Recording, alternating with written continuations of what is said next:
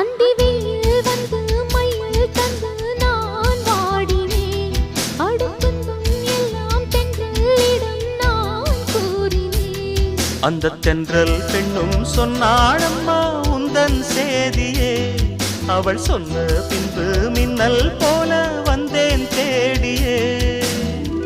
என்னை நீ தொட்டவுடன் எங்கவோ பொன்னுதையா. முற்றுகை இட்டவுடன் சிற்றிடை தின்னுதையா. வெட்கம் விடுமோ அச்சம் விடுமோ தக்க துணைதான்